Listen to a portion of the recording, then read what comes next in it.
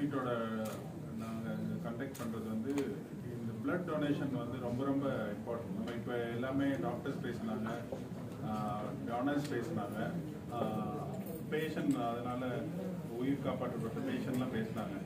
எல்லாமே இந்த டொனேஷன் ரொம்ப முக்கியம். ஏன்னா நம்ம நாடு இப்போ நம்ம ஸ்பீக்கர்ஸ்லாம் பேசினாங்க, இவ்வளோ பெரிய நாட்டில் எவ்வளோ ஆக்சிடென்ட்ஸ் நடக்குது, எவ்வளோ ட்ராமா நடக்குது.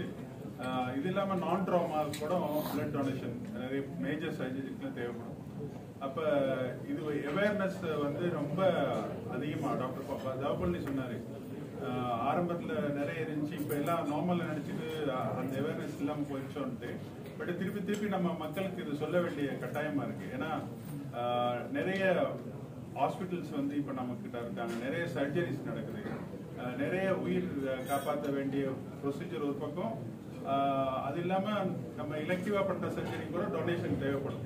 ஸோ அப்படிங்கிற போது இந்த டொனேஷனுங்கிறது வந்து ரொம்ப ரொம்ப இம்பார்ட்டன்ட். அதுவும் பிளட் டொனேஷன் இது வந்து நம்ம கெஸ்ட் ஸ்பீக்கர்லாம் பேசினாங்க. இதனால பாதிப்பு எதுவும் கிடையாது. நம்ம கொடுக்கறதுனால திருப்பியும் நமக்கு அந்த பிளட் உடம்புல வந்து அந்த வந்துடும். அதனால பாதிப்பு யாருக்குமே கிடையாது. இந்த அவேர்னஸ் வந்து எல்லாருக்கும் வரணும். நிறைய பேஷண்ட் இதனால உயிரை காப்பாற்றலாம். இது முக்கியமாக நம்ம அந்த மெசேஜை நாங்கள் கன்வே பண்ணோம். Blood can only be replaced by blood. அதனால பல it's immensely helpful. It's a life-saving intervention. அதனால எல்லாரும் willfully should come forward to donate blood. It will save many more lives.